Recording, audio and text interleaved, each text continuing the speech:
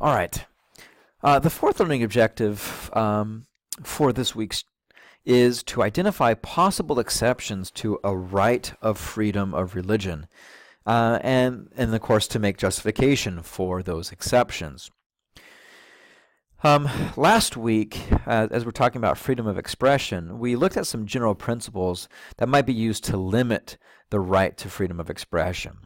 This week, in this chapter, chapter 7, we are not making any such principles or proposing any such principles. Instead, we are considering some particular issues that may be plausible, be thought to require an exception to the right of religious freedom. Now, this difference is important. One might ask, for you to consider whether there are any such general principles, more determinate than the harm principle or the principle of legal moralism, that would be widely applicable and help us address questions of religious freedom across the board. If we were meeting in class, what I would do is I'd break us into small groups and have each of us discuss these issues. But because we're online, we'll just go ahead and do this with me talking, and you can pay attention and add some thought. So let's look at, why don't we start with teaching creationism, and we'll talk a little bit more about wearing veils and photo IDs. The textbook mentions that teaching creationism in taxpayer-funded schools, where many students share those views, seems to be a clear violation of non-religious students' freedom of religion. More or less forcing one's religious views upon those who don't share those same religious views. And this might be worth considering in terms of something like school vouchers, which can provide taxpayer-funded assistance for students to attend private schools. A few years ago, for instance, families in Louisiana could use their vouchers to send their students to Eternity Christian Academy and other schools, which used a textbook that included this passage. I'm going to quote from it. "Could a fish have developed into a dinosaur?" As astonishing as it may seem, many evolutionists theorize that fish evolved into amphibians and amphibians into reptiles.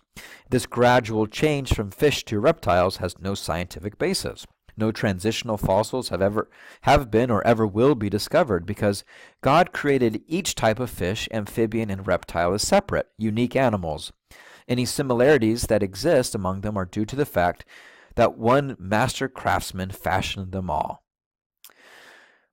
So regardless of your views about God, about religion, or about creation or evolution, I think this type of writing lends itself to the question, should this use of school voucher be upheld or rejected on the grounds of religious freedom? This is taxpayer money being used to send students to schools that are teaching,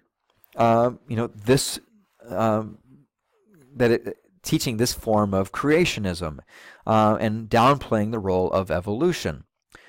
Does this jive with the right of freedom of religion, or is this putting too heavy of a connection between taxpayer monies and these closely held religious views? How about something like wearing veils and photo IDs? Government issues requirements that all people carry a photo ID that can be used to identify an individual. If you look at my driver's license, for instance, it has my height, my weight, my eye color, has my address, and there is this beautiful picture of me.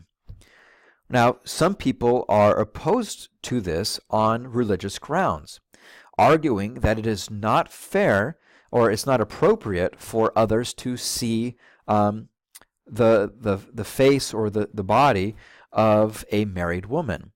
And so in these cases, women wear the veil when they are in the public, and especially when taking an ID which will be used to identify them, they see that this oversteps the role of government and forces them to do things which they are religiously opposed to. So, is this one of those moments where we consider, maybe the freedom of religion trumps the power of the government? Or are you opposed to that? Are you saying, tough luck, regardless of what your religion believes, we're talking about public security, or we're talking about safety? What about in the case of animal sacrifice? And I believe you are writing about this topic this week. About religions that practice animal sacrifice, and then to be singled out for that practice, and having organizations like PETA arguing that this is unfair, unjust, it's cruel behavior, and should be outlawed. While at the same time we see a history of animal sacrifice being practiced in a variety of religions over time. So, is animal sacrifice one of those categories in which we can see an exception to be made?